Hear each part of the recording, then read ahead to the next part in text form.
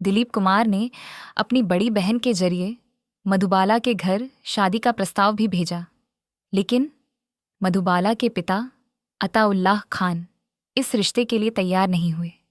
यहीं से दो परिवारों के बीच दूरियां बढ़ने लगीं। सबसे मुश्किल स्थिति मधुबाला की थी। एक तरफ उनके पिता, जिन्होंने बचपन से उन्हें संभाला, दूसरी तरफ वो इंसान जिससे वे बेइंतहा मोहब्बत करती थीं। दोनों ने B.R. चोपड़ा की नई फिल्म नया दौर साइन की। शूटिंग शुरू हुई।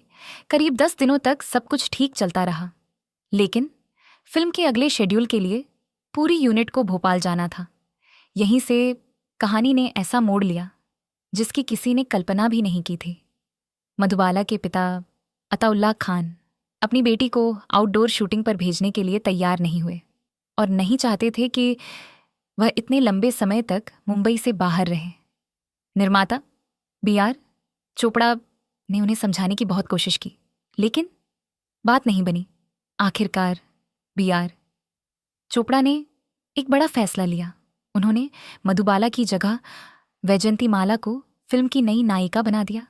यहीं से सिर्फ एक फिल्म नहीं, दो परिवारों के रिश्ते भी बदलने लगे। अताउल्लाह खान ने B.R. चोपड़ा के खिलाफ अदालत का दरवाज़ा खटखटाया और यहीं से मामला अदालत तक पहुंच गया।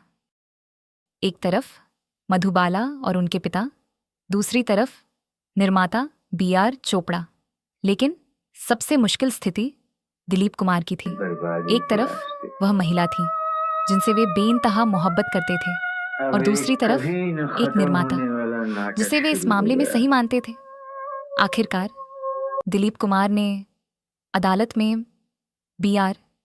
चोपड़ा के पक्ष में गवाही दी, लेकिन गवाही देते हुए उन्होंने एक ऐसी बात कही जो आज भी इतिहास में दर्ज है। Your honour, I love this woman and I shall continue to love her till the last breath of my life. अदालत ने फैसला B.R.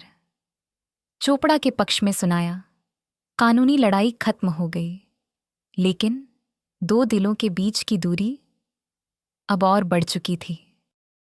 सालों बाद मधुबाला की बहन मधुर भूषण ने एक ऐसी बात बताई जो आज भी लाखों लोगों का दिल तोड़ देती है।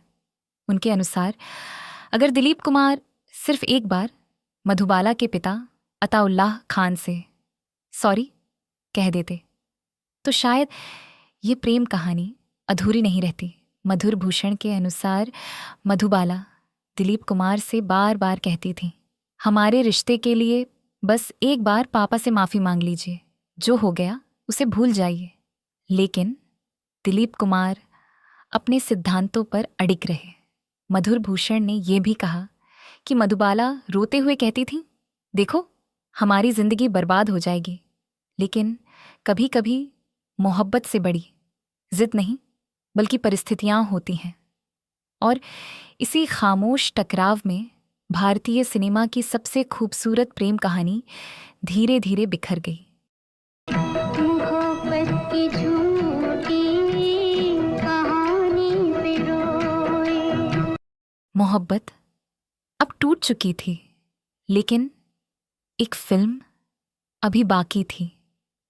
मुगल-ए-आज़म कैमरे के सामने वे अब भी सलीम और अनारकली थे, लेकिन कैमरा बंद होते ही दोनों के बीच सिर्फ खामोशी रह जाती थी।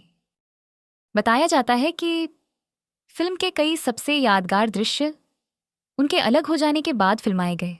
कैमरे पर दोनों की आंखों में मोहब्बत दिखाई देती थी, लेकिन असल जिंदगी में दोनों एक दूसरे से नजरें तक नहीं मिला पाते थे।